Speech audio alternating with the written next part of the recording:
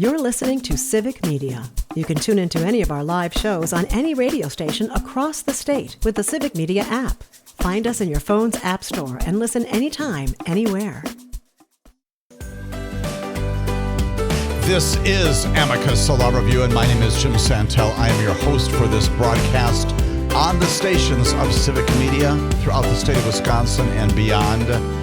Delighted and honored to have you with me and my producer Max on this solemn, profoundly disturbing, extremely tragic, and hugely confusing time in America. And yes, indeed, we are going to spend a good deal of our second hour here on Amicus Law Review, this weekend's weekly review and analysis of all things related to the rule of law and law enforcement and constitutional issues in government. We're going to be spending a lot of time in our second hour providing some perspective of a constitutional dimension on what has happened this week, the violence of this past week, not only at the Utah Valley University, not only at the Evergreen High School in Colorado, but in other places around our nation, a nation that continues to be racked by violence. We're going to talk, as we have before, about some of the constitutional dimensions of both the First Amendment, the right to speak freely in America, the limits of that, the extent of that, and what it means in 2025, what it has meant throughout most of our history.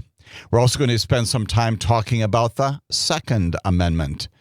That's right, the Second Amendment related to firearms, what it has meant throughout most of our history, what it has meant for just the past 17 years, the confluence of those constitutional issues brought together this past week, again, at a time of profoundly disturbing conduct, supremely tragic violence, inhumanity in our streets, in our places of education and beyond.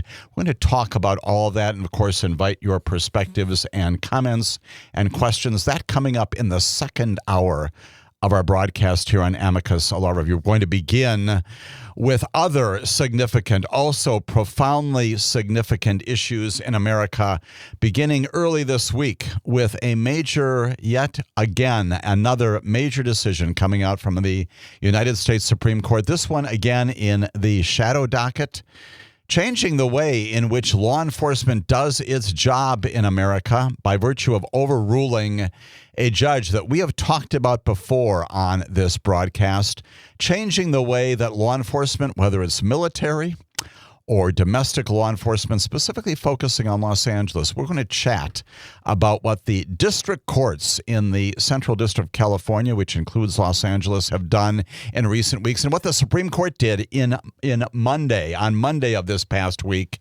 in overruling not only what a district court judge has said about the conduct of law enforcement in America, but also changing significantly, profoundly once again, the ways in which law enforcement is to understand its relationship with the people that it is designed to serve. We're going to be talking about Charles Breyer, a district court judge. We're going to be talking about Mame Frimpong, which once again, as we have in past weeks, and we're going to be talking about a decision, once again, not only by the Supreme Court, not giving us insight into the reasons for overruling what Judge Frimpong has done, and a concurrence that's authored by Justice Brett Kavanaugh that gives us some insight into the reasoning, the perspectives of the Supreme Court that are stunning in terms of its condemnation, its rejection of much of what we have understood to be the focus of law enforcement in our nation. That begins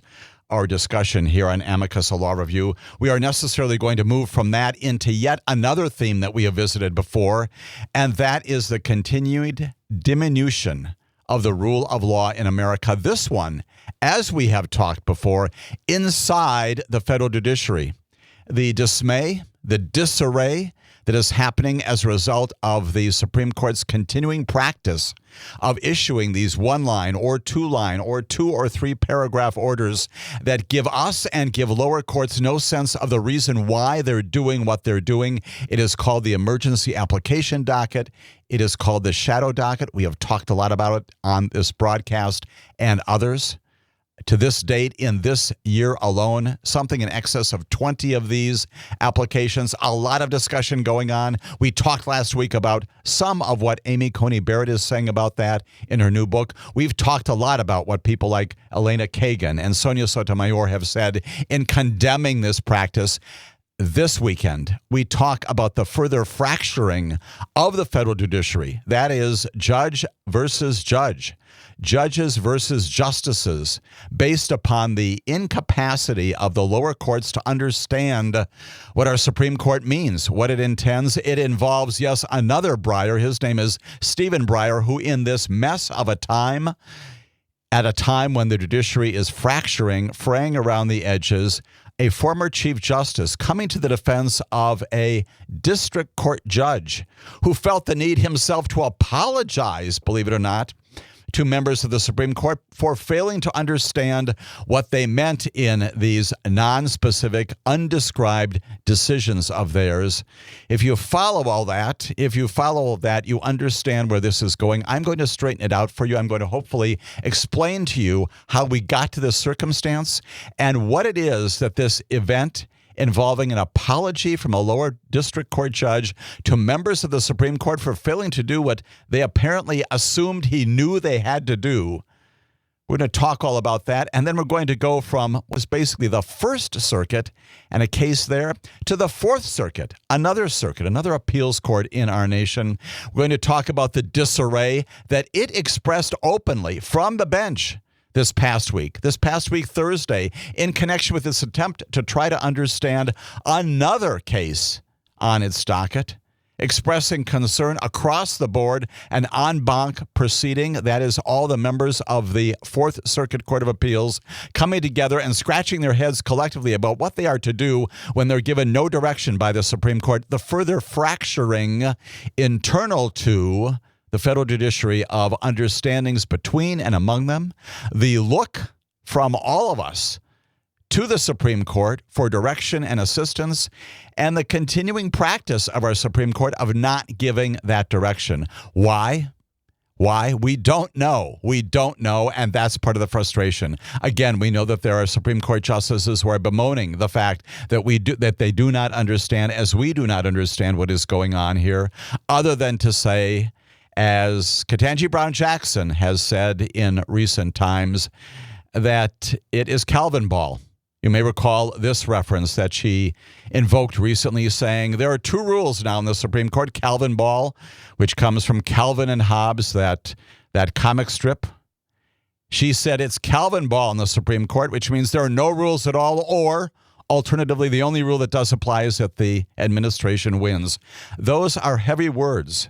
Those are significant words. Those are condemning words inside the Supreme Court. We're going to spend some time talking this weekend, once again, about the fracturing internal to the federal judiciary as a result of the conduct of the Supreme Court and the failure of the Chief Justice to take a hold of this and make sense of it and do something as simple as either giving us directions, giving lower courts instruction, or simply deciding not to take all of these emergency applications and to say, no, go ahead and have them litigated in the due course and have these cases percolate up as all of the other cases in the merits docket do.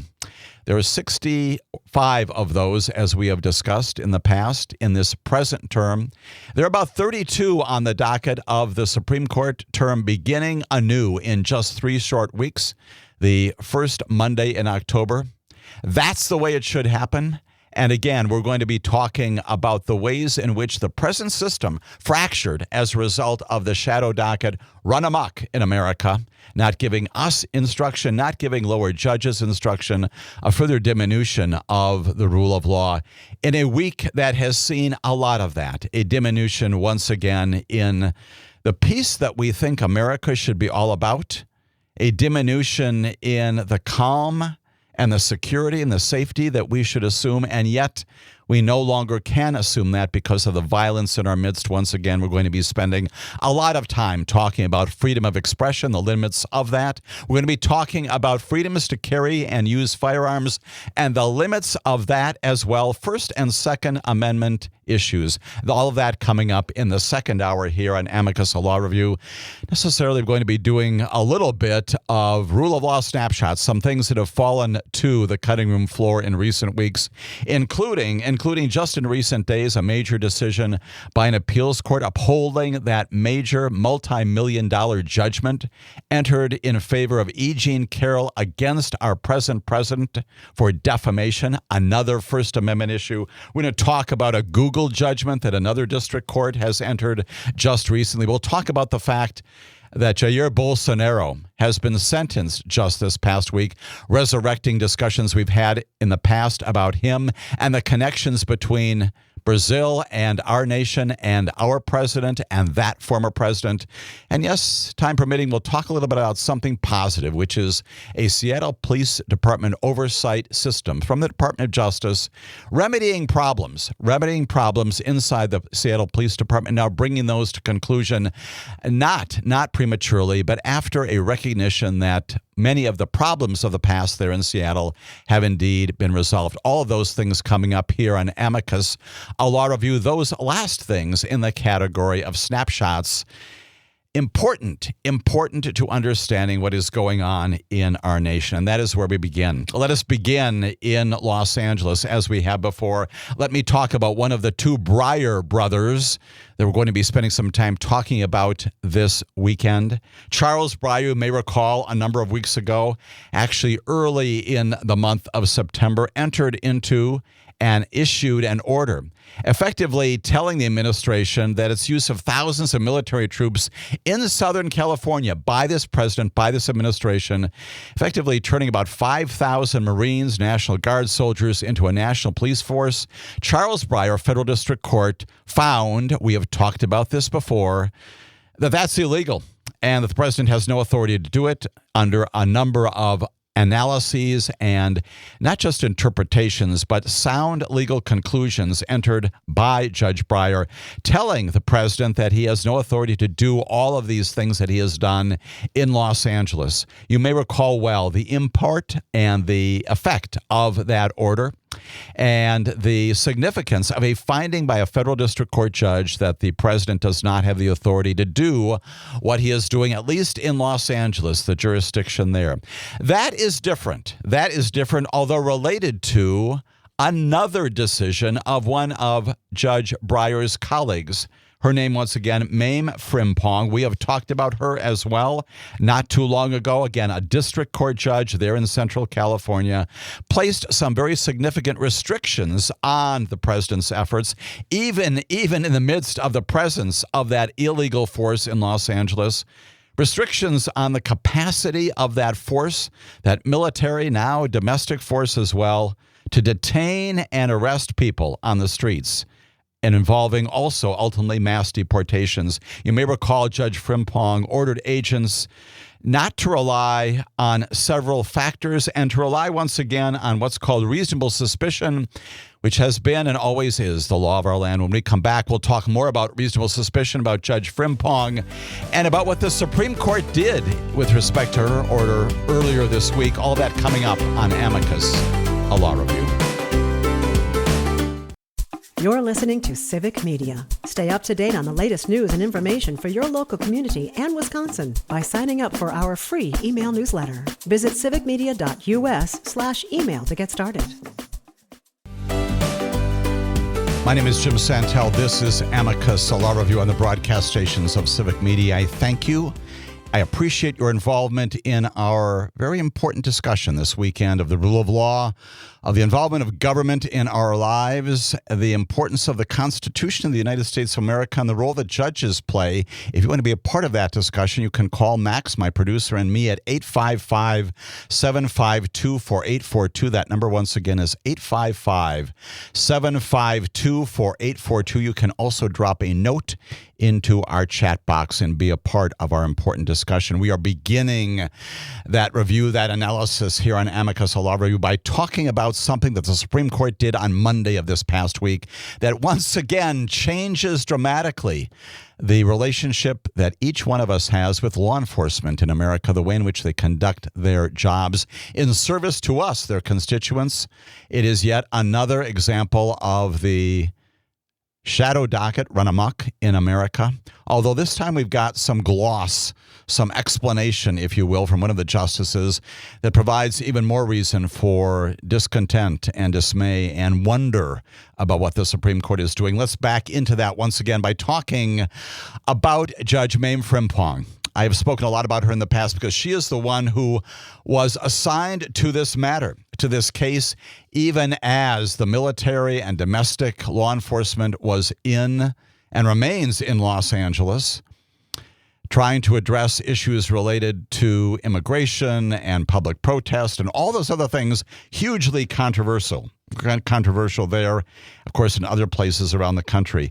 The aggressive law enforcement operations there, encounters, many of them captured on video, rounding up Hispanics and other people in that area by armed agents, became the source, the predicate for a lawsuit brought by some civil rights groups, some individuals. They were accusing the administration, again, of placing military and placing those military folks in a domestic situation in an unconstitutional way, engaging in unconstitutional illegal sweeps of thousands of people, arresting them, detaining them, bringing into them custody.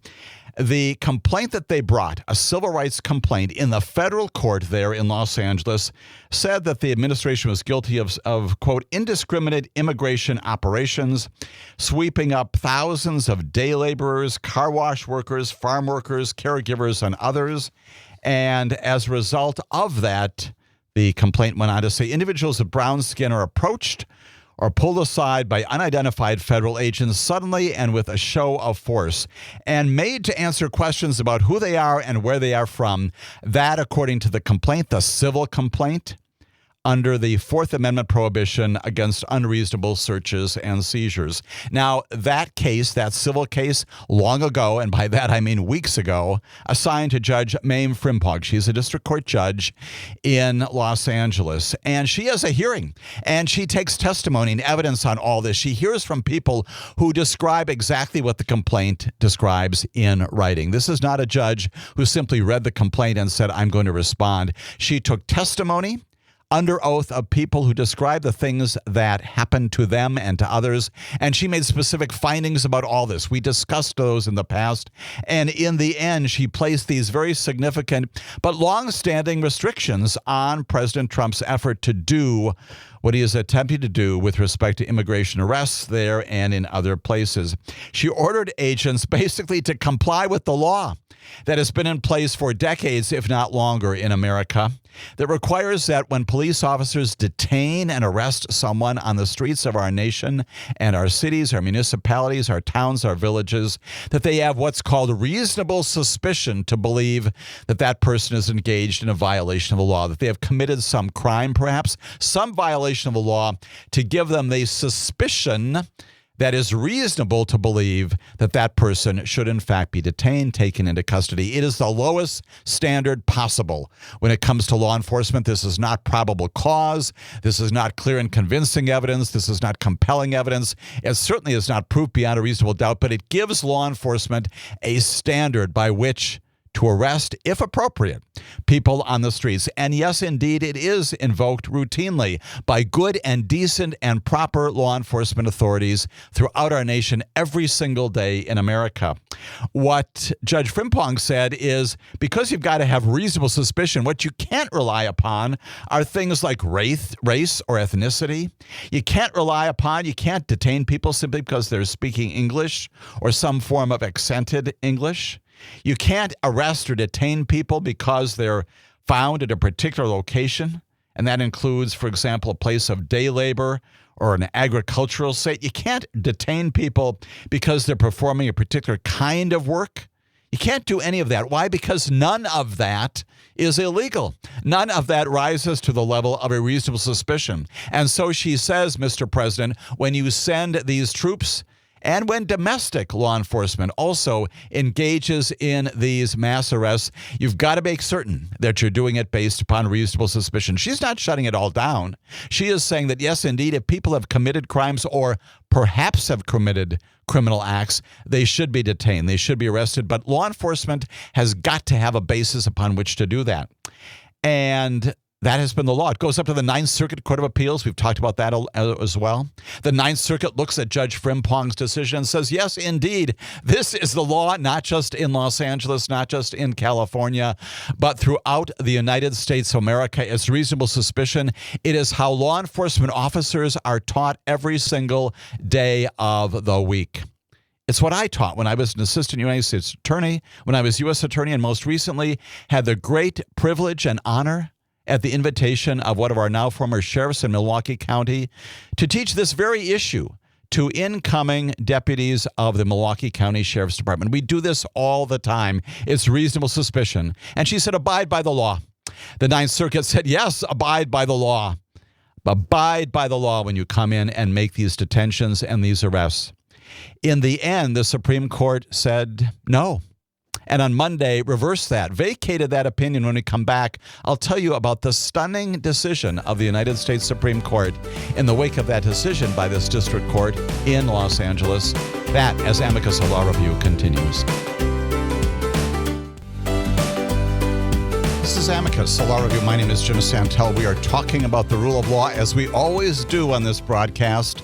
Great concerns that all Americans should have, regardless of party, regardless of partisan views about things, which there are many in America. This goes to the core processes that all of us rely upon and through which we depend upon our government to make decisions and tell us what the law is. This lawsuit, resolved at least initially by Judge Frimpong in central Los Angeles, in central California, in Los Angeles, in which she says you've got to have reasonable suspicion upon which to arrest people, goes to the Ninth Circuit, where it is still pending. By the way, they do not overturn her opinion. It is still pending, which is a part of what we see routinely when it comes to these shadow docket cases. But instead, the government, the Solicitor General, hear from him in just a moment or so, John Sauer, goes to the Supreme Court and says, stop what Judge Frimpong is doing. Tell her that she's wrong about this and let us do what we need to do to address this problem. And on Monday of this past week, the Supreme Court says, yes, we are granting that application. They do so without the normal review, without the normal briefing by attorneys, the oral arguments we talk so much about. And they issue an order basically saying, although not saying, that Judge Frimpong is wrong about this. The brief order, it's unsigned, gives no reasons, simply saying her decision is vacated, it's overturned.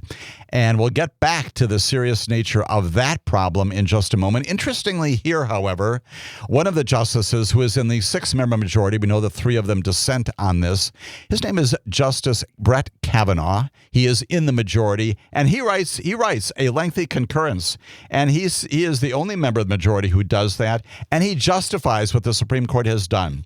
And so it gives us at least some insight, although it's horrific insight, into why the Supreme Court has done what it has done. He says this. He says about 10% of the people in the Los Angeles region are illegally in the United States, meaning about 2 million illegal immigrants out of a total population of 20 million. And what he is saying there, and what John Sauer, who is your Solicitor General, has often said, and says again here in this petition for an emergency application, is doesn't really matter that we apply these standards, because if you ramp up and you bring together 100 people, statistically 10 of them will have violated the law with respect to immigration or perhaps other issues. And so that's sufficient.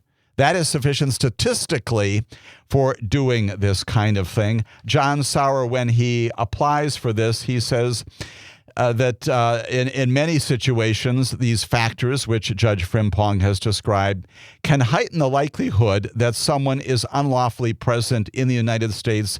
He says above and beyond the 1 in 10 baseline odds in the district. That's your Solicitor General, your petitioner to the Supreme Court saying, the odds are that we'll collect up some people who have violated the law, and that justifies it. Arguably, even more significantly, Justice Kavanaugh and the Solicitor General both say this. Any one of those factors that Judge Frimpong identified individually, that's right, they're not sufficient. Any one of those in particular doesn't do it, but if you bring them all together, and you put them together in a pot, in a soup, and even though individually none of them rise to the level of reasonable suspicion, then you've got it. If you put all of those together, you've got enough to arrest. Justice Kavanaugh said the 4 factors identified by Judge Frimpong can play a role in determining what the rules are when it comes to making these detentions. He said unauthorized immigrants often work as day laborers in landscaping and agriculture or construction entities. And many of those illegally in the Los Angeles area come from Mexico or Central America and do not speak much English. That's what the Justice said. He said apparent ethnicity by itself is not permissible, not a basis alone to stop someone. But here we go. It can be relevant in consideration in combination with other factors. None of those factors providing that reasonable suspicion, but you put them all together, and then you've got a basis to arrest and to detain. I would offer to you that is a stunning change in the way that law enforcement works in America. And indeed, this order is being condemned across the board, at least among those people who are concerned. Again, Republicans and Democrats alike, everyone in the political universe looking at this and saying, what is the standard today? After Monday, what is the standard now by which police on beats in America can detain and arrest people? In dissent, Justice Sonia Sotomayor writes that the administration and the Justice Department and Justice Kavanaugh have all but declared that Latinos, U.S. citizens or not, who work low-wage jobs are fair game to be seized at any time, taken away from work, and held until they provide proof of their legal status to the agent's satisfaction. She was also critical of Justice Kavanaugh's statement, his defense of what he said were the agent's brief stops for questioning. Justice Sotomayor responded to that by saying this: countless people in the Los Angeles area have been grabbed, thrown to the ground, and handcuffed simply because of their looks, their accents, and the fact that they are making a living by doing manual labor. Today, the court needlessly subjects countless more to those exact same indignities. Justice Kavanaugh says, well, if that happens, you can always sue those agents for use of excessive force. That's in violation of the Constitution. That's right. He's right about that. But that's the remedy. That's the remedy that Justice Kavanaugh offers in all of this. Again, the decision by Judge Frimpong was appealed to and affirmed by the Ninth Circuit, refusing to pause the order even as it continues to resolve the underlying issues. The Supreme Court decision is troubling, Justice Sotomayor says, for yet another reason. And that is, it is entirely unexplained. Yes, indeed, you do have Justice Kavanaugh who pens his own concurrence to this.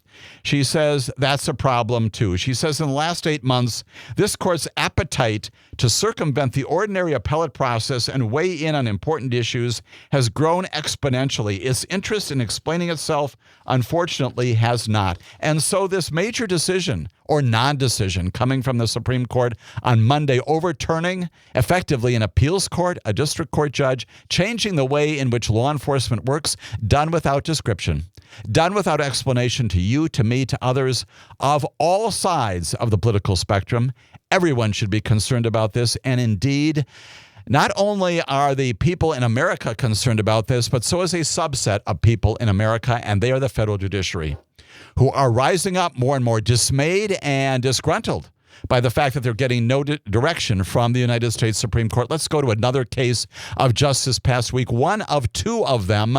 This shows the intramural disputes between district court judges and Supreme Court justices, present and past.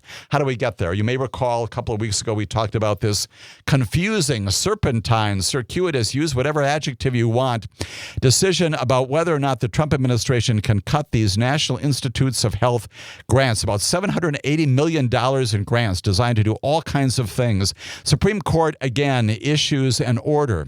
5 justices that let's stand for now the underlying ruling that the policy cuts are unlawful. But along the way, while it says that the policy underlying this is wrong, permits the $780 million in grants that were canceled, permits that cancellation to remain in place. It's confusing, at least. It's circuitous, it's scrambled, and all of us scratch our heads. Amy Coney Barrett finds herself in both majorities to further underscore the confusing nature of this and the fact that the Supreme Court does not give anybody more description about why these grants in part are canceled and remain so. But future grants, those may not be, maybe, sort of, kind of, depending upon what the Supreme Court is meaning by all that. Well, it happens again this past week that the lack of decision-making, the lack of description by the Supreme Court prompts an apology, believe it or not, from a New Hampshire judge.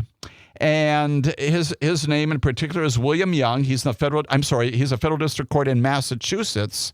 And his posture highlights the great precarious position that district court judges around the country are now finding in trying to interpret what this is all about.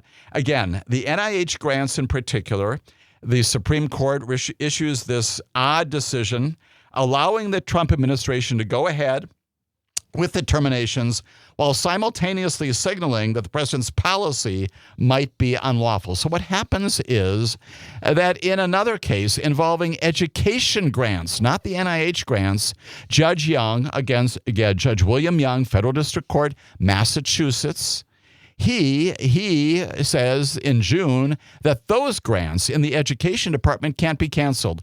And he is scornful. He is dismissive of what the administration says. The grants, again, support all kinds of things like preventing suicide and chronic diseases and Alzheimer's and HIV. And the court, Judge Young, describes all that. And he denounces the cancellation of those various grants, calling the terminations appalling and declaring that it is his duty to call out the Trump administration on the apparently discriminatory calculus. He orders that the funding be mostly reinstated.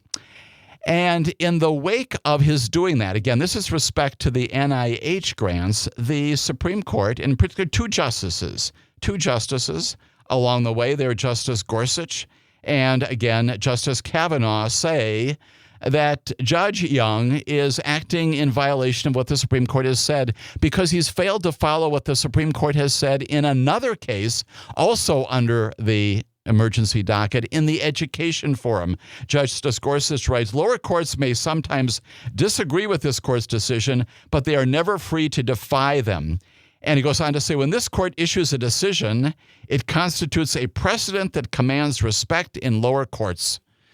And so Judge Young, who's resolving this NIH matter, is obliged to interpret the singular sentence or two in the education matter as applicable and follow that. And he gets admonished by these two Supreme Court justices publicly for doing what he is doing. And Judge Young, to his credit, comes back and he says, gosh, I'm very sorry. I did not know that I was defying what you wanted me to do, justices. He comes back and he says, I never intended to that. He said implicitly, if not expressly, that the applicability of one emergency order as to another case was not clear to him. It comes at a hearing on Tuesday of this week to discuss how to move forward after the Supreme Court in August overruled his decision to block those grants involving those hundreds of millions of dollars in NIH. And again, in the wake of all of this, Gorsuch and Kavanaugh criticize him because he failed to follow what the Supreme Court has said when it comes to grants in the education area. Judge Young saying he had not realized he was expected to rely on a slim 3-page order issued with minimal legal reasoning in April to his case dealing with a different agency. He said this. This is Judge Young. Before we do anything, I really feel it's incumbent upon me to, on the record here, to apologize to Justices Gorsuch and Kavanaugh if they think that anything this court has done in defiance of a precedential action of the Supreme Court of the United States of America is intentional. Never intended to do that. He said, I can do nothing more than to say as honestly as I can, this is Judge Young apologizing to Supreme Court justices, I certainly did not do so. I didn't intend to do this. And it is foreign in every respect to the nature of how I've conducted myself as a judicial officer. When we come back, I'll tell you more about Judge Young's apology and the response by a no longer sitting justice of the Supreme Court defending Judge Young among this mess caused by the Supreme Court in its failure to provide instructions to all of us. All of that as Amicus, a law review, continues. You're listening to Civic Media. Find the latest news, information, and archives of all your favorite shows on the Civic Media website, civicmedia.us.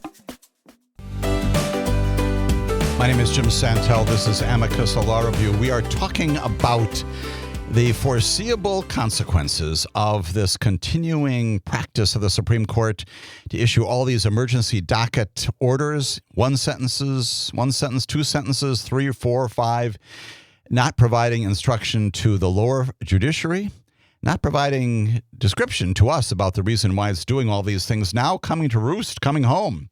And the situation prompts a fracturing inside the judiciary itself about what is supposed to happen here. You've got William Young, who has now found himself having to apologize effectively to Justices Kavanaugh and Gorsuch because he unknowingly failed to interpret a one-sentence order in a case involving education grants to a pending case in front of him involving NIH grants. And we've got Judge Young taking the high road, very contrite, very, very above all of this and saying, listen, I had no intention of violating what the Supreme Court had done. He says, in fact, that I have served as judicial officer for over 47 years. Never before this admonition that I've gotten by the Supreme Court has any judge in any higher court ever thought to suggest that this court has defied the precedent of a higher court. That was never my intention.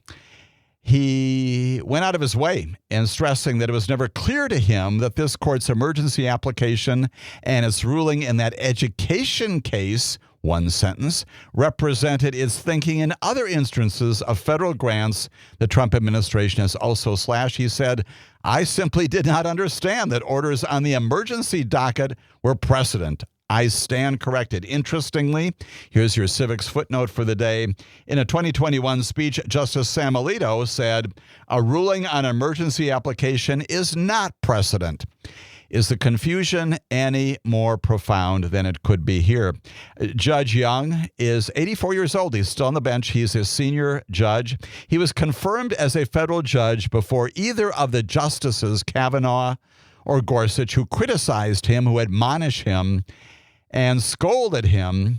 He's sitting as a federal judge even before any of the two justices had started law school. And he says the justices' rebuke were nothing they had seen in nearly 5 decades as a judge. This is falling apart. This is falling apart. And indeed, if you think the story is over, it is not. Because in the wake of all of this mess caused by the Supreme Court and completely at the feet of the Chief Justice who permits all this to happen, we've got Stephen Breyer. This is not Charles Breyer, the judge, the district court judge in Central California. It's his brother, Stephen Breyer. They are brothers. Justice Stephen Breyer, as you know well, also formerly of the Supreme Court. Justice Stephen Breyer comes to the defense of Judge Young and says he praises Judge Young, and he says he's a model jurist whose rulings he had often reviewed during his 14 years in appeals court in Boston. And Judge Breyer, without mentioning Gorsuch or Kavanaugh, who admonished Judge Young, says this. He says, I never saw an instance where he, Judge Young, would deliberately defy a controlling opinion of legal statement from our court or from the Supreme Court.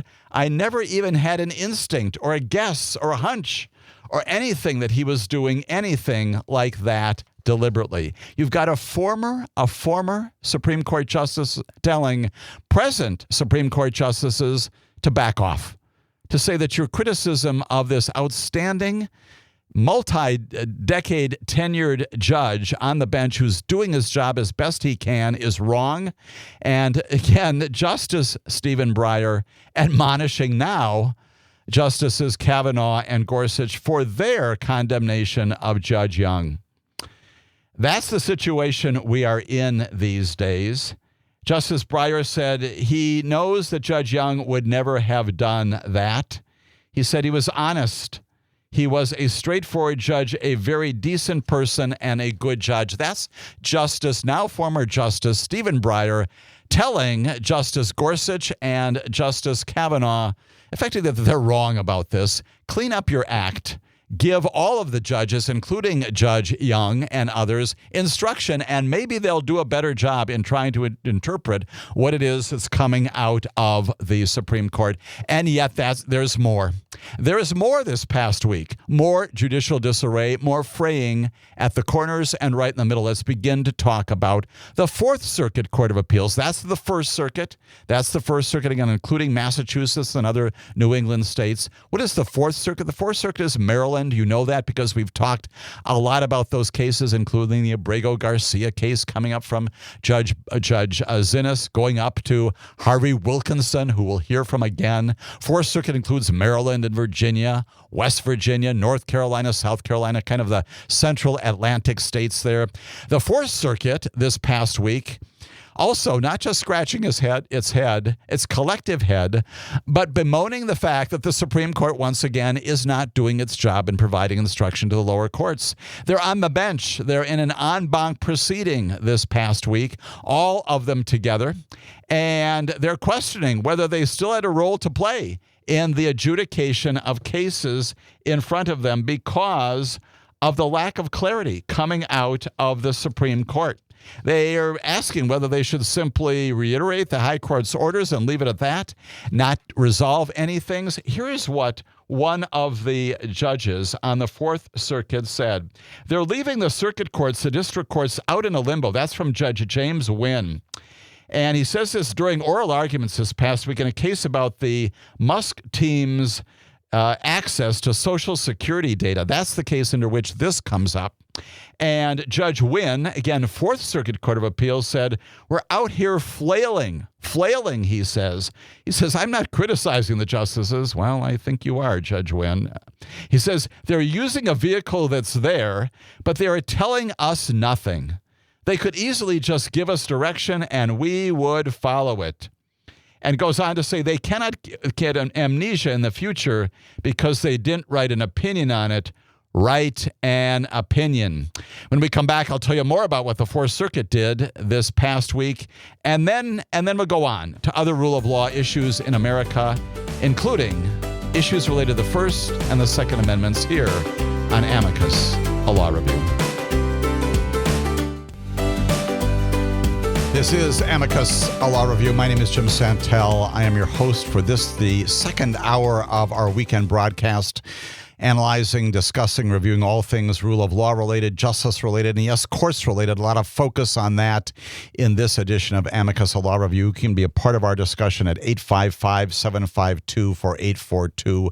We'll get to at least one caller, if not more, in this hour.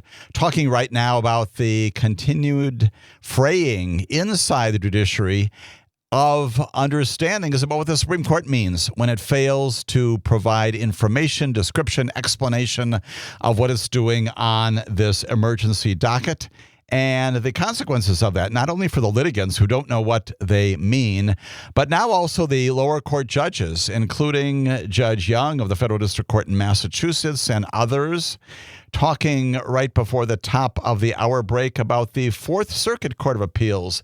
The Fourth Circuit, again, a number of judges. These are appellate court judges right below the Supreme Court, talking about how the Supreme Court is leaving us in limbo.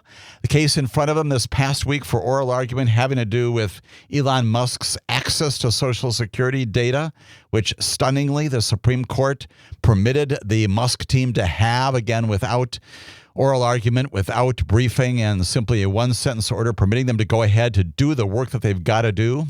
And as a result of the continuing litigation before the Fourth Circuit, the judges, including Judge James Wynn, saying we're out here flailing. He says, I'm not criticizing you, but you've got to tell us what to do. He says they cannot, they meaning the Supreme Court, cannot get amnesia in the future because they didn't write an opinion on it. He says, write an opinion. We need to understand, he says, why you did it. We judges would just love to hear your reasoning as to why you rule that way. It makes our job easier. We will follow the law, he says. We will follow the Supreme Court, but we'd like to know what it is we are following. Wow. Judge J. Harvey Wilkinson, we have talked about him a lot before. He's the one who issued this major opus on the rule of law in the early part of the 21st century, having to do with affirming the lower court, Judge Zinnes, when it came to her administration of that Abrego Garcia case. He said, the Supreme Court's action must mean something. It doesn't do these things just for the kicks of it. Supreme Court, again, has got to tell us what it means. The Fourth Circuit judges are calling upon the Supreme Court to do its job. This is not just me talking. This is not just litigants talking. These are now appeals court judges. These are district court judges, including Judge Young in Massachusetts, in the First Circuit, complaining about what's going on in the rule of law in America. And there is more. In a ruling just last week in another high-profile case, we've talked about this as well. This is the Trump administration targeting Harvard University, those research grants. U.S. District Court Judge Allison Burroughs, we've talked about her a lot, we've heard from her a lot, said that a series of high court rulings on the administration's efforts to end various government grants, quote, have not been models of clarity. Once again, a wild understatement. She says, and they've left many issues unresolved. She adds that sometimes those rulings appear to shift the law without much explanation or consensus. They appear to shift the law without explanation or consensus. And that brings us back again to Judge Frimpong and what the Supreme Court did just less than a week ago in changing the law with respect to detentions and arrests on the streets of America, causing not just confusion, but complete bewilderment about what now law enforcement is supposed to do, not just in Los Angeles, but around the country, in Wisconsin, in Arizona, in Florida, in Louisiana, in Maine, you name it, wherever you are. And Judge Burroughs saying that you're leaving issues unresolved, not telling us what the law is without explanation. Judge Frimpong got it right. Judge Young got it right. And I would offer to you that as we think about what's going on in America, again, this internal dissolution, if you will, of the rule of law inside, not outside the federal judiciary, judges internal to the system complaining about what the 9, or at least 6 of the 9 justices are doing. All of that a reflection of where the judiciary is in America today. We know that there are 3 justices on the Supreme Court who are also complaining about that. We know that Justice Elena Kagan, as we reported here on this broadcast earlier, said this. She said, I think as we have done more and more on this emergency docket, there becomes a responsibility that we didn't recognize when we first started down this road to explain things better. I think we should hold ourselves sort of out on both sides to a standard of explaining why we're doing what we're doing. She goes on to say that even 2 or 3 pages of explanation would be helpful, more than just 1 sentence, right, Elena Kagan? To just sort of say, here's the basic issue, the basic problem that we see, go fix it. That's a sitting Supreme Court justice. And she is joined, of course, by Ketanji Brown Jackson and Sonia Sotomayor.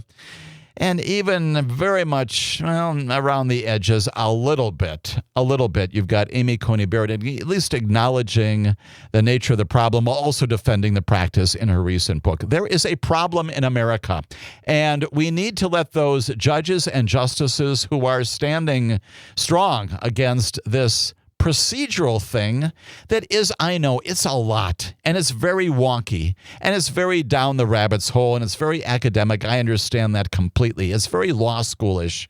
But it is important because the world is changing. The nation is changing based upon the use of this procedural mechanism that has not been used before at the level that's been used now. During the Bush and Obama administration, 16 years. It was invoked 8 times. The Supreme Court granted emergency applications 4 times. In Donald Trump's first term, 40 applications. In the first 8 months of his term right now, he's applied for it 23 times and been granted in most of those.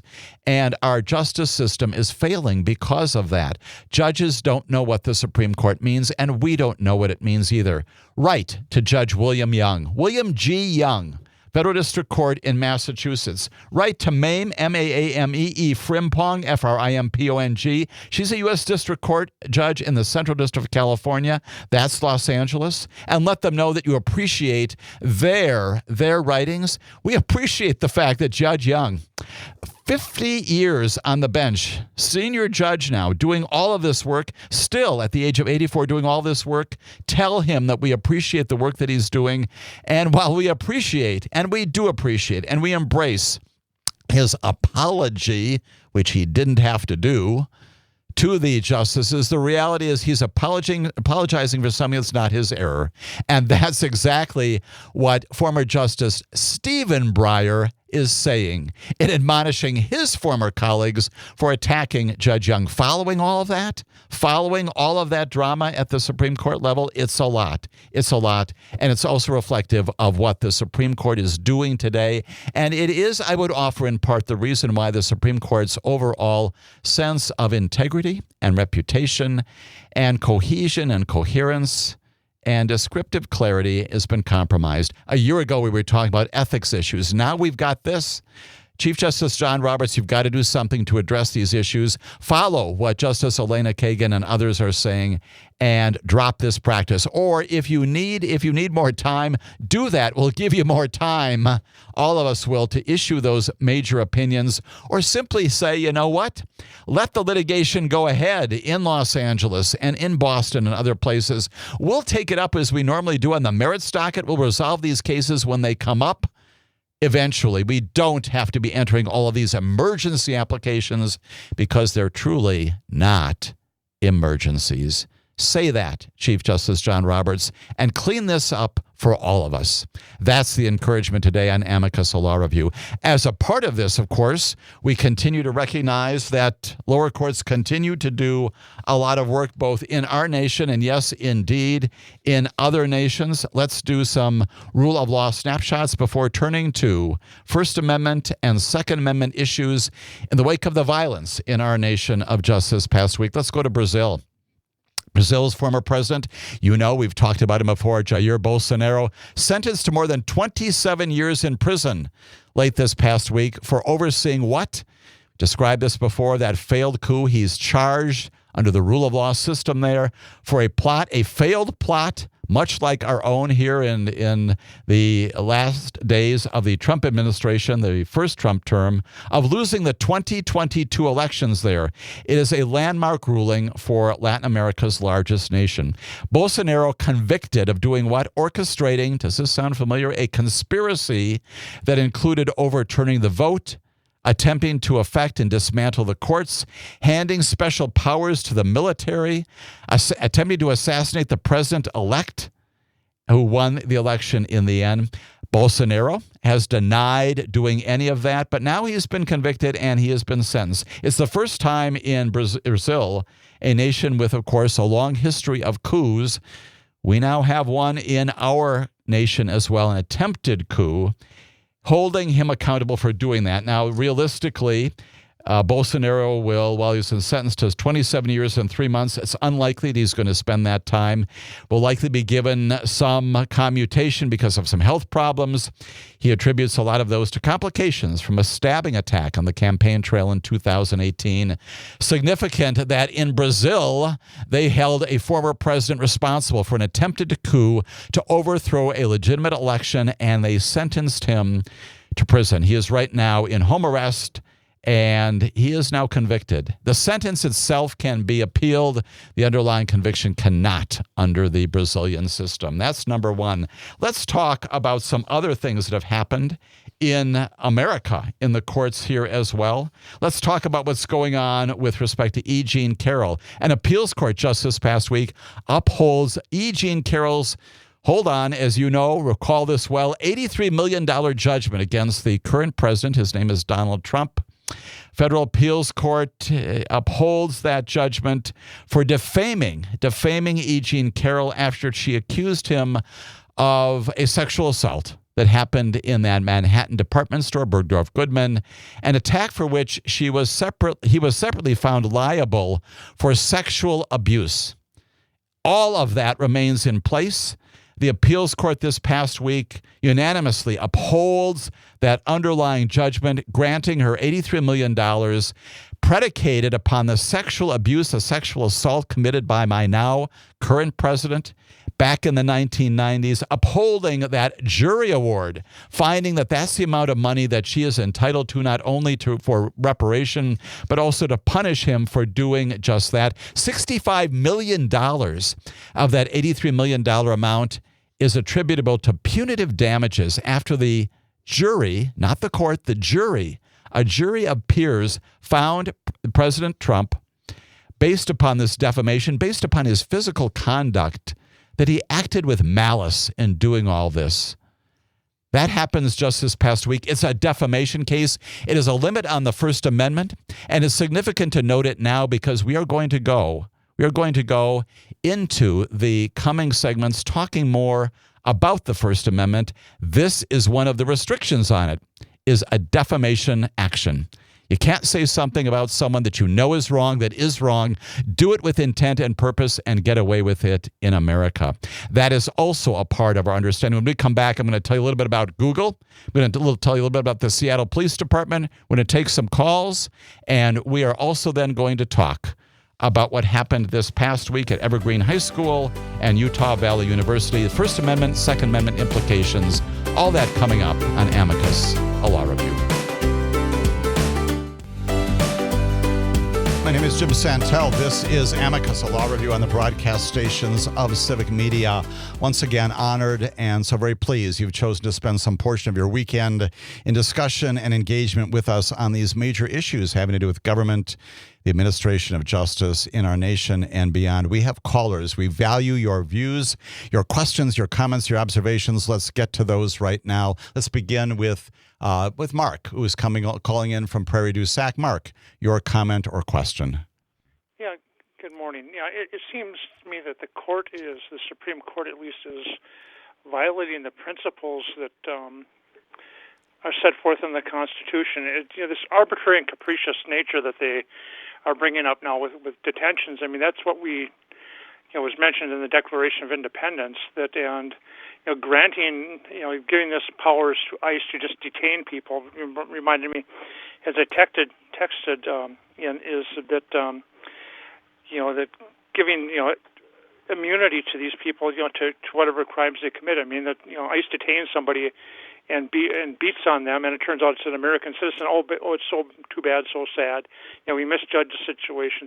Sorry, we knocked some of your teeth out, but that's just the price of freedom, and it is disgusting that the Supreme Court is doing this. I mean, that anybody could be detained at this point in time. I mean, a Supreme Court justice could be maintained. That an officer could say, "I heard him talking to somebody. I thought the guy was a Russian agent, so I arrested him," and it is just based on just judgment alone. I mean, that the whole principle is there's supposed to be probable cause. Right. Reasonable suspicion, right, on the street, probable cause to again issue a complaint, to indict, all those kinds of things. And Mark, I think you would find a great comfort, if not a satisfaction, the words again of Sonia Sotomayor, along with Kagan and Brown Jackson. She said we should not have to live in a country where the government can seize anyone who looks Latino, speaks Spanish, appears to work a low-wage job. She once again says, as she always does, in these kinds of dissents in which she is so strongly opposed to what the majority has done. She says, rather than stand idly by while our constitutional freedoms are lost, I dissent. Exactly. And Mark, maybe you're one of those people who should write a letter to Judge Frimpong and tell her, thank you for standing up to the standards of reasonable suspicion on the streets. and for ensuring that at least that principle, that concept remains out there as a discussion goes forward. The case there, of course, is not completely resolved. It continues. The Ninth Circuit, again, is still resolving it, as you've implicitly indicated, Mark. Appreciate very much your observations about the history there. And I know you also dropped a comment into our chat box about the Bolsonaro situation and bemoaning the fact, once again, that we have not done here executing the kind of judgment or justice and resolving the case to judgment that the Brazilians have done in their nation. Mark, appreciate your participation in our discussion this weekend on Amicus, a law review. A couple more rule of law snapshots briefly to bring you up to date. These are the kinds of things that are significant in our world. They do affect our world in two different areas. Once again, I've spoken in the past about the fact that the United States Department of Justice, at least it used to on a regular basis, would approach police forces around the country with consent decrees, sometimes with litigation, all kinds of mechanisms for ensuring that they are also, as Mark just said, abiding by the basic standards for law enforcement in America. Here's a good news item in the midst of other troubling news. The Seattle Police Department is now concluding 13 years of oversight by the U.S. Department of Justice. It's ending a monitoring period after allegations of excessive force, racial bias in the Seattle Police Department. A federal judge, his name is James Robart, R-O-B-A-R-T, said on Wednesday that the city has complied with its obligations. He lifts the consent decree and the adoption of some use of force policies, body cameras, changing protocols for holding officers accountable, reviewing its crowd management statistics and tactics, all those kinds of things. All of that good news. And the consent decree now dissolved, having produced the result that it should indeed produce. Significant also that it comes from what? The U.S. Department of Justice, the Civil Rights Division, the Special Litigation Section, to go down that road, that used to do these kinds of things. Ask this administration the extent to which it's continuing oversight of our police departments and working toward remedies, not punishment, but remedies to the problems that we sometimes see in our police in America. Here's another case, unrelated. This comes out of the pen of Judge Amit Mehta, M-E-H-T-A. We've talked about him a lot, too. He's in the district court in the District of Columbia. You recall well, he entered that major decision a while back, finding that indeed Google constitutes a monopoly in America with respect to some of its landmark search policies and practices. And just this past week, in a 223-page ruling, he imposes a penalty that's not nearly as dramatic. He doesn't order that Google be broken up. He says instead that Google has to share some of its search data with qualified competitors. And that's what this case was all about, a monopoly with respect to search data. And the Justice Department had asked the court to force the company to share even more data, and argued, of course, that because of that, the dominance of Google in this particular area was overwhelming. He put some restrictions as well on Google to ensure that its search engine gets prime placement in web browsers and on smartphones. And so restrictions on that capacity, which also address the kinds of things that he found earlier in his monopoly ruling. But he stopped short, once again, of banning those payments entirely and did not grant the government's request that Google be forced to sell Chrome, which all of us know the government said was necessary to remedy the company's power as a search monopoly. The judge said, notwithstanding this power, courts must approach the task of crafting remedies with a healthy dose of humility. This court has done so. That's Judge Amit Mehta just this past week, and now bringing to conclusion that major monopoly case against Google. When we come back, the somber discussion continues in America when we talk about the tragedies of gun violence. We talk also about the wonderful permissions, but also the limits of First Amendment discussion and debate in America when Amicus, a law review, continues. This is Amicus, a law review. My name is Jim Santelle. We're going to be spending the next two segments of our weekend broadcast talking about the tragic events once again in American history of just this past week.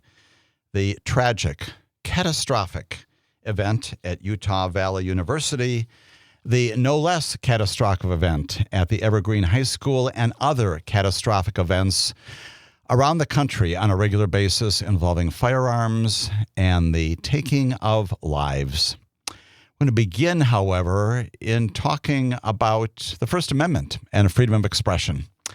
Going back to some of the fundamental things we've talked about that the Supreme Court has told us about over time, and hopefully providing some perspective, as we sometimes do here on Amicus, a law review, some law school instruction, some civics instruction about what the dimensions of our constitutional rights are: freedom of expression, capacity, and constitutional authority to carry and use weapons, First Amendment and Second Amendment issues now looming large here on our broadcast. The First Amendment to the Constitution of the United States of America says this: Congress shall make no law respecting an establishment of religion or prohibiting the free exercise thereof. We've talked a lot about that, and the Supreme Court again continues to focus a lot of our attention on religious issues: Establishment Clause, Free Exercise Clause, or abridging the freedom of speech, and there it is, or of the press, or of the right of people peaceably to assemble or to petition the government for redress of grievances. That's the First Amendment to the Constitution. James Madison, Bill of Rights, ratified effective December 15th, 1791. The Second Amendment to the Constitution: a well-regulated militia being necessary to the security of a free state, the right of the people to keep and bear arms shall not be infringed. First Amendment, Second Amendment to the Constitution of the United States of America. Let's provide some insight and perspective about what those means, what those amendments to the Constitution mean, what dimensions they have, what limits they have, and I will begin by indicating, as I often do, that there is no right in America, no right in our nation, no right in the Constitution that is unconditional. And so when you hear someone say, I have rights, the answer is absolutely, you do. And they are established not just for citizens, but for anybody who's here. Residents, they apply across the board. At the same time, there are restrictions and conditions and limitations and all kinds of things that government can and must do permissibly, constitutionally, legally, lawfully, even inside those great commissions of power among people. Let's begin with the First Amendment itself. Again, this notion of freedom of speech.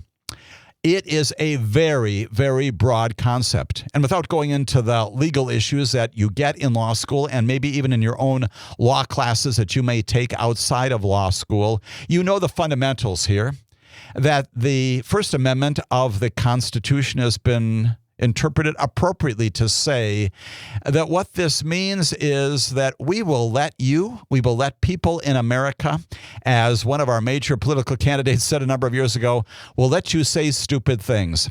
We'll let you say offensive things. We'll let you say things that many people would find offensive.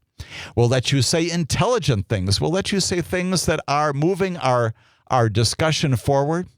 Offensive things, even things that people may recoil at in horror. The First Amendment is broad. And it's the reason why we'll permit you to engage in name calling, which, yes, our president and others do. That is protected by the First Amendment. We give you an incredibly large breadth to do those kinds of things, to say positive things, encouraging things, things that promote our national discussion in a way that is productive, and yes, also to say things that may not be productive and to which you may take great objection. And we let you also assemble in places that may in fact seem offensive. It's the reason why we let the KKK demonstrate in Skokie, Illinois, with a large Jewish population. It's the reason why we let certain churches demonstrate in opposition when there are memorial services for members of our LGBTQ community. It is offensive to many of us, if should be to all of us. But we let that happen because that is the breadth and the scope of the First Amendment, and we embrace that, even in the wake, obviously, of the violence, especially at Utah Valley University involving Charlie Kirk just this past week.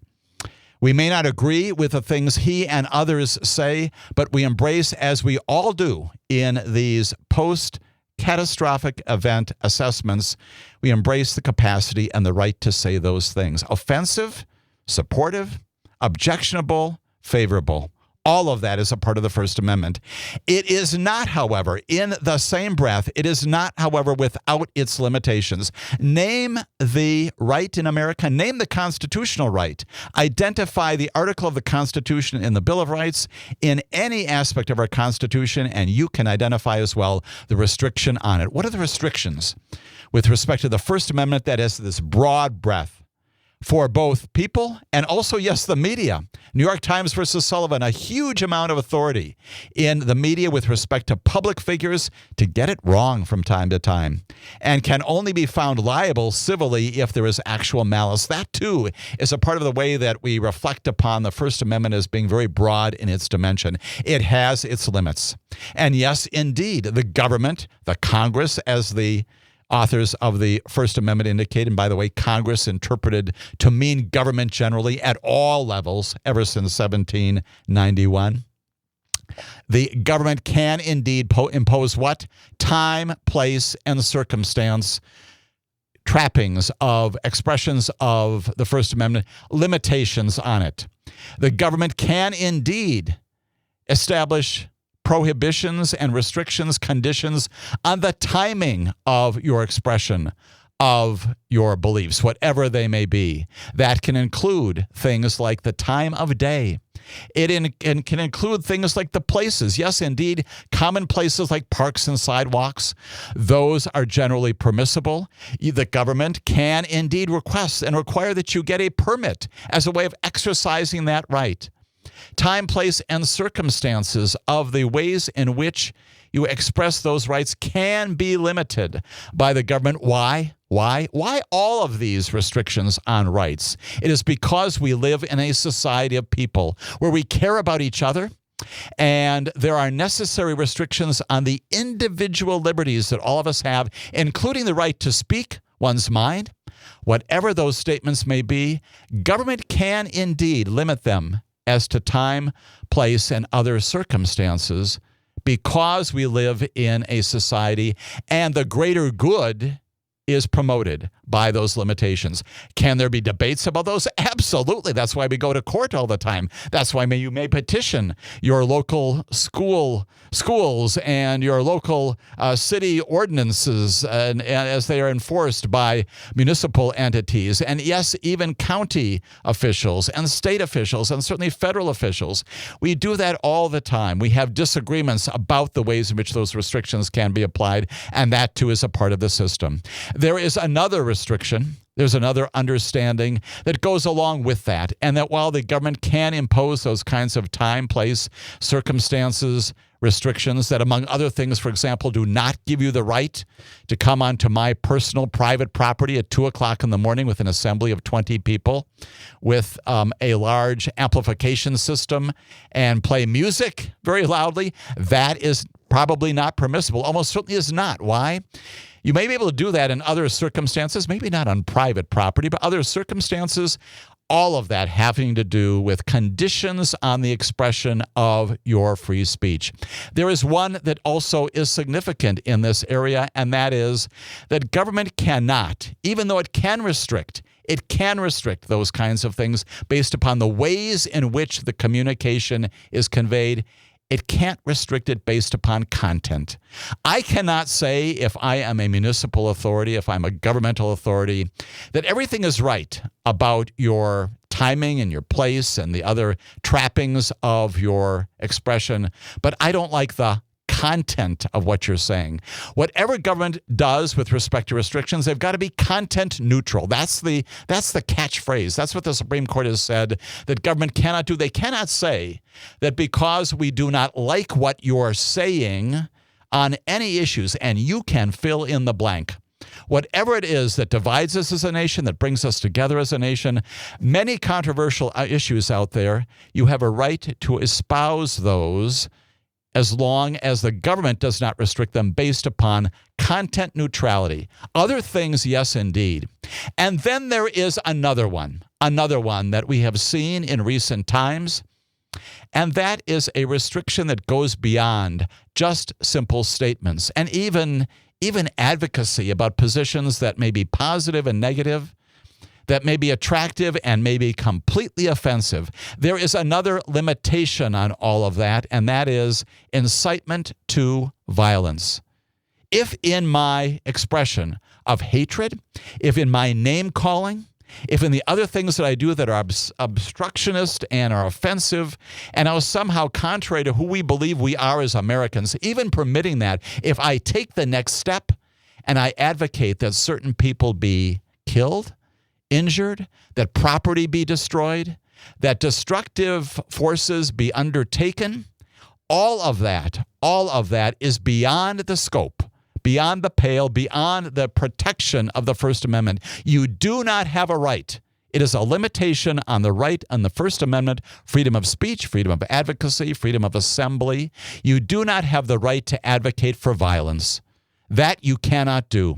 And indeed, if you do that, you may find yourself running afoul of federal law and state law, criminal law, indeed, beyond just ordinance violations. You may also find yourself in violation of, as E. Jean Carroll has shown us, as we talked just moments ago, if in fact you defame someone. That may not be violent. It may be verbally, linguistically violent. If you say something about someone in America and it is not true, and you know that it's not true, you do it with malice and with purpose, and you say that out loud to the damage, to the harm of that person, you have just committed what E. Jean Carroll has taught us in America, which is defamation. And our president recently has had the defamation judgment against him affirmed by the Federal Appeals Court, $83 million, as we reported just recently. There are limitations on the First Amendment right to free speech. Defamation is one of them. That's a civil proceeding. And incitement, inducement, encouragement to violence, that is another. I know that many of you are probably thinking, well, gee, what about January 6th? And obviously, the current president, was ultimately indicted for conduct related to that event on that day, before and after it as well. You know what happened in that case, brought by the special counsel, Jack Smith. He did not, interestingly, charge that case based upon violations of the First Amendment. He charged it based upon other things that allegedly Donald Trump did in and about that time that caused the events on Capitol Hill of that day. It was not brought intentionally as a First Amendment case. And he chose to do that specifically because, frankly, he is a very good and very thoughtful, very professional, and very wise litigant when it comes to representing your interests. The First Amendment has all kinds of limitations on it, and those are them. When we come back, we'll talk about the Second Amendment as also animating our discussion this day, this week, this time in the United States of America here on Amicus, a law review.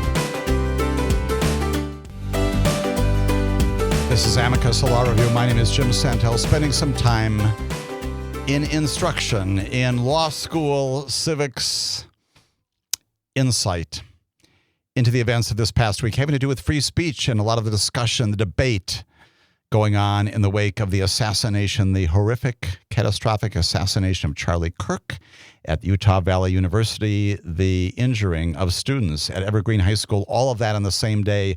We know as well that there are mass shootings, more than 300 in our nation, even up to this point. We know about not only the impact of firearms upon our nation, but also on individuals.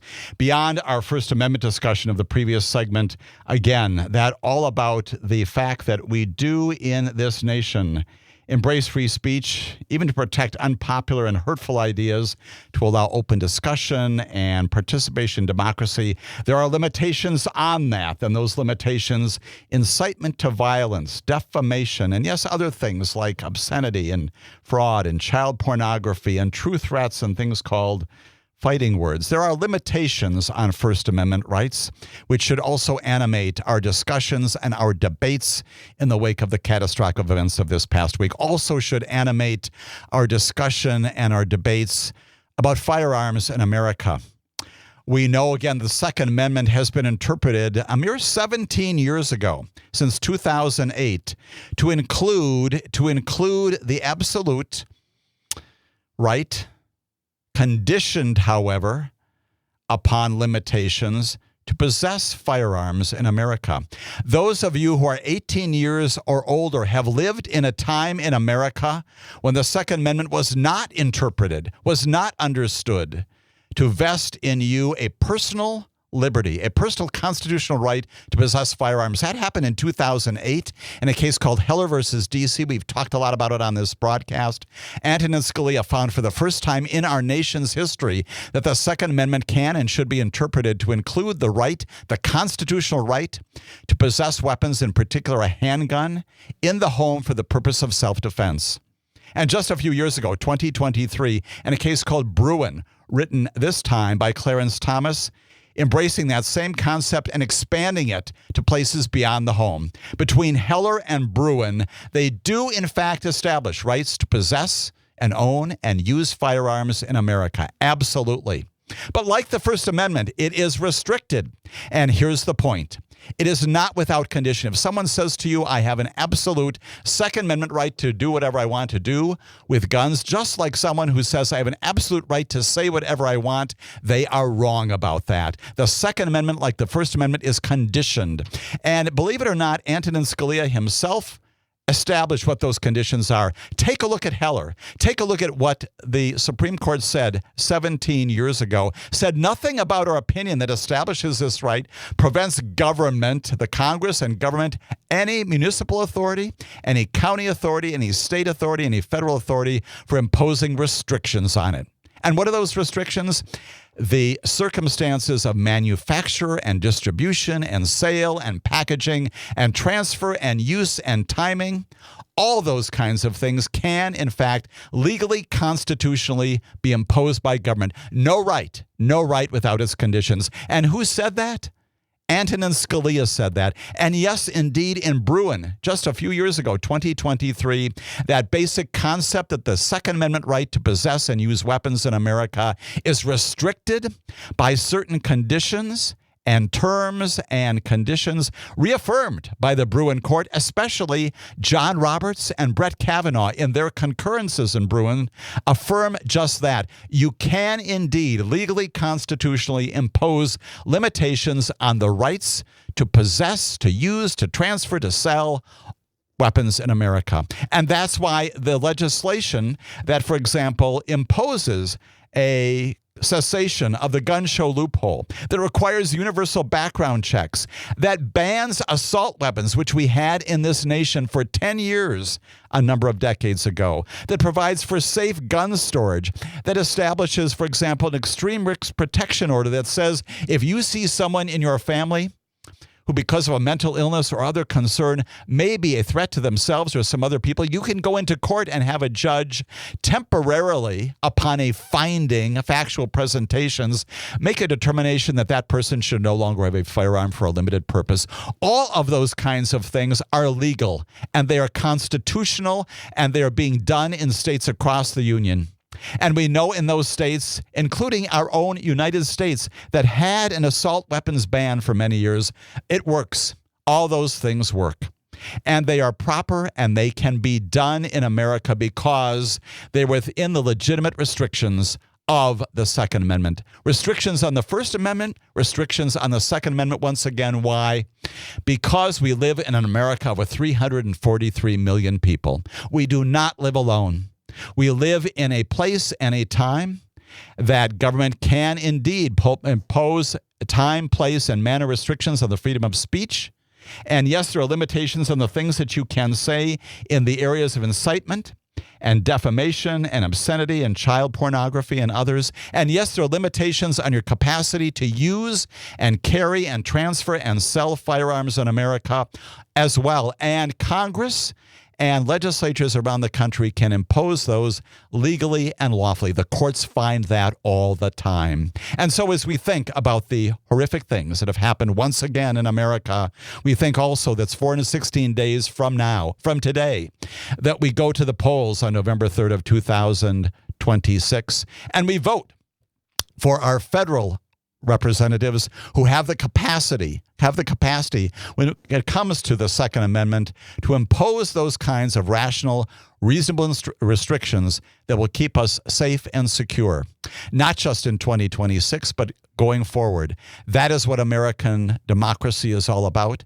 That is what a republic is all about. Representative democracy that is brought together to encourage the safety and security and well-being of the United States of America. That was the vision of our founding fathers. I encourage us all to think about all of that as we continue the debates in America that will certainly go on. And I encourage you to come back again next week as we'll continue our discussion of the rule of law and government and justice in America here on Amicus, a law review. Have a good weekend, everybody. The national news cycle never stops, but it can be hard to find news about your local community. Civic Media is dedicated to providing quality local and state news coverage across Wisconsin. With the Civic Media app, you can get notifications about local stories that matter to you and your community. Find the free Civic Media app in your phone's app store and choose notifications from the menu to tell us what kind of news you want to hear about.